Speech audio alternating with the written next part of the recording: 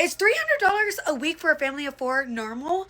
Groceries are so dang expensive. I have a family of four, and I probably spend at least $200 a week on groceries alone. The cost of living has gotten out of hand. Everybody is just so tired, exhausted, overworked, underpaid. We are no longer a paycheck away from homelessness.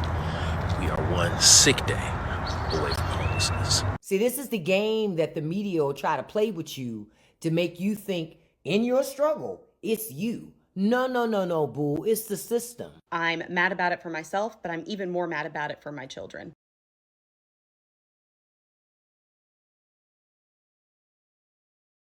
Okay, y'all, I need to know if this is normal or not.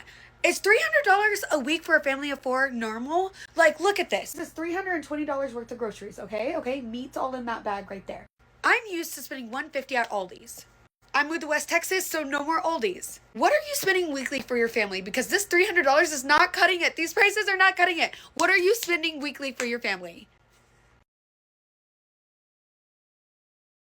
You want to know what ruffles my feathers is groceries are so dang expensive. I have a family of four, and I probably spend at least $200 a week on groceries alone. What is happening? And by the end of the week, we're ready to go back to the store because our fridge is about empty. And my kids are fruit fiends. So yeah, I just bought bulk of strawberries at Aldi because they're 99 cents today. I practically have to take out a dang loan every month just to go grocery shopping. It's absolutely insane. This is not an exaggeration. Every $500 that I make, I spend $2,000. Like every large sum of money that I make, I spend double that, if not even more. And it's not because I want to be. It's because everything just is like, it's just bill. Everything's more expensive, but the quality of everything's going, fucking take a bet. When will this end?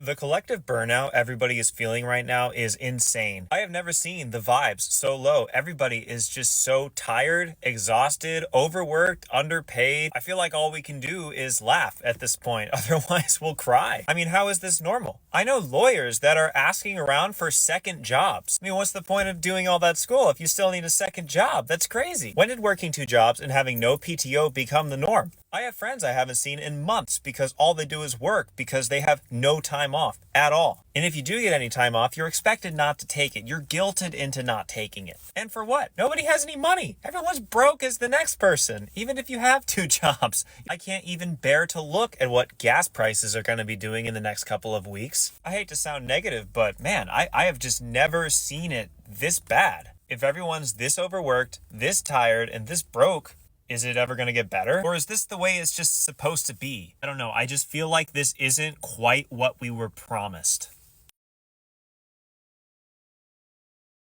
People are charging $1,000 a month to rent rooms in their home. $1,000 a month to rent a room. Bro, what we gonna do? The cost of living has gotten out of hand. And y'all, buy a house, man. Everybody that I know that owns a house tells me don't buy no fucking house. They hate that shit. Between property taxes going the fuck up, insurance going the fuck up, just having to fix roofs. Is that what it is? Having to fix their roof and shit. Everybody I know that got a goddamn house tell me don't buy no goddamn house. They say at least you call a maintenance man. But dead ass, what the fuck we gonna do about the rising cost of living? Because what you mean you charging people $1,000? You got 3 rooms in your house, you're charging them $1,000 for somebody to come live there. This shit is sad. Like, my son gonna be an adult in the next couple of years. He's gonna graduate from high school and be an adult. And this is the world he has to live in? The f***? I guess I need... shit is weird.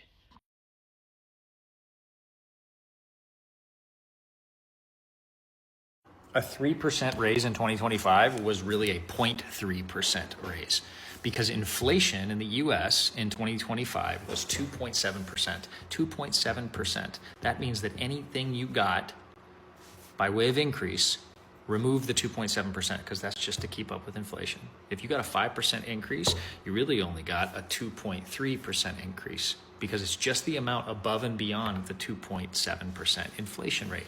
And if you're a leader or a CEO, You need to give cost of living increases separate from pay increases for performance.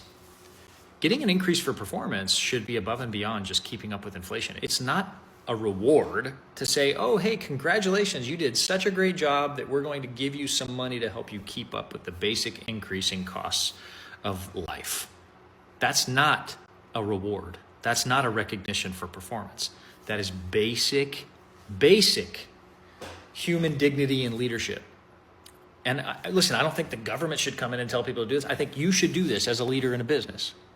You can do this, right? I'm the CEO of a business. This is what we do. That's why I work in a small business, so we can make decisions like this. And if you work at a big corporation, I'm really sorry. They just don't care as much. They trying to say you need $94,000 to live comfortably in America. What? Who the hell they talking about? And then this study says if you are two working adults and you got 2 children, you need to be bringing in at least $209,000. Excuse me? See, the first thing I notice is they're talking about average instead of the median. The median salary for a single adult in America is about $42,000. And the median cost for a standard like family, right? 2 kids, right? Is about $78,000. See, this is the game that the media will try to play with you to make you think in your struggle, it's you. No, boo, it's the system. Because basically, the American life is becoming mathematically impossible for most Americans to even live. Right now, the American economy feels like, one of those claw machines. You see the prize, you reach for it, but that claw never actually grabs tight enough to pull it out. So I'm asking, when you hear numbers like this, do they feel realistic to you? Or does it sound like they're describing a life that most Americans will never live? Someone said we are no longer a paycheck away from homelessness.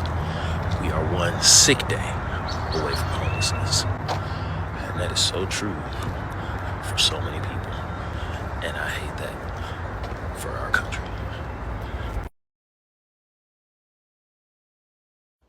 I need to have a vent session for a second about the state of affairs in this country.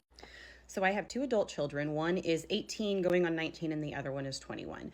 My 18-year-old is working currently as an HVAC apprentice and working on getting certified, but he's making $16 an hour, which I live in a small to mid-sized Missouri town, so that's pretty typical around here. Wages are, low compared to a lot of places, but so is the cost of living. But he would also not like to be living at home with mom forever. He's more of like an independent, autonomous person, so apartment living is not for him at all. He wants a place where he can have his truck and his dirt bikes and be able to work on motors and have the freedom to do what he wants with the place and also be able to have all of his stuff. And at this point, honestly, renting a house would cost more than a mortgage payment anyway, but he's been looking for houses and just trying to figure out what he can afford and what he can do. And he found this place that was only $125,000, which is dirt cheap around here. That just doesn't exist anymore, but it had no basement. It was on a slab foundation, I think, and probably needed some work, which he is naturally talented at that stuff. He works in HVAC. He's very mechanically inclined. He can do this stuff. So he's not afraid of a fixer-upper. Found out that the main reason it was priced so cheap is because it was in a flood zone. So it was a no anyway. But keep in mind, $125,000 house in this economy. And when we looked up to see if he did a 5% down payment on this thing with, your insurance and PMI and taxes and everything, his payment would still be $1,100 a month for a cheap piece of crap house. And just the look of absolute dread on his face when he realized how completely unaffordable and unattainable it is for him to be able to buy a house and live on his own. Now, my oldest son just turned 21. He's been waiting to turn 21 because he wants to get into the cannabis industry. And it's just like the alcohol industry, where if you want to be a brewer or a bartender, you have to be 21 in order to do it. So this past week, Thursday, he interviewed for a job with a grower. And just a couple of days ago, he was offered the position and officially accepted it. And in that time, less than a week, we decided to start a war with Iran. And so when he interviewed for the job, gas prices were around $2.50 a gallon where I'm at, and now they are already at $3 a gallon and climbing. So just in the time between when he interviewed for this job and when he accepted this job, Gas prices have gone up 50 cents a gallon, and they're not done climbing yet.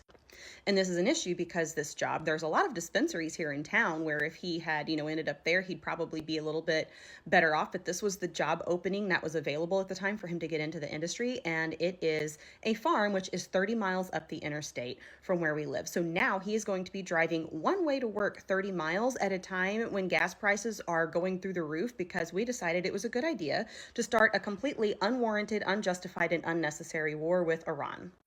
And I'm now sitting here thinking about my own situation, where my own currently hourly wage is, and considering if I was their age, if I was just starting out. So thinking about buying the same house that I live in right now at its current value, at current interest rates, with the same % down payment that I paid for this house back in 2017.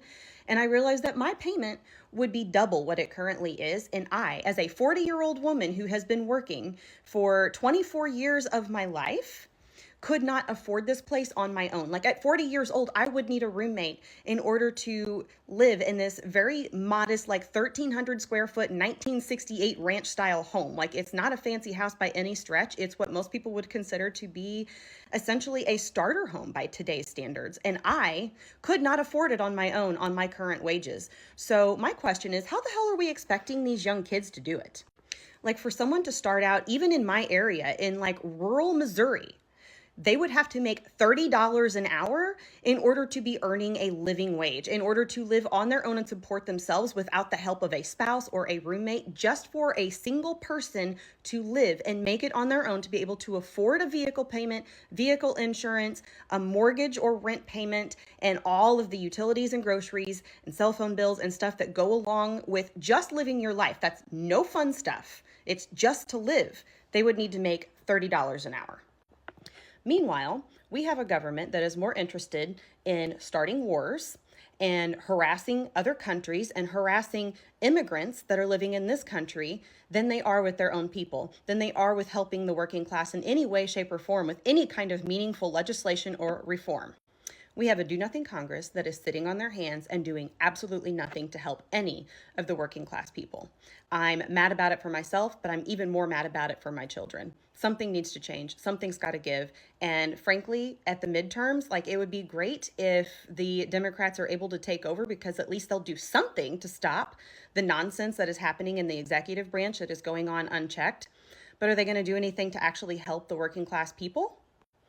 At the end of the day, even the Democrats are doing the absolute bare minimum to be able to claim that they are for the working class, because they, right along with the Republicans, are taking money from wealthy campaign donors, and any policy, any legislation that they pass ultimately is going to help them and not us. So where does this end? How far does this go before we, the people, cannot afford to live no matter what age we are?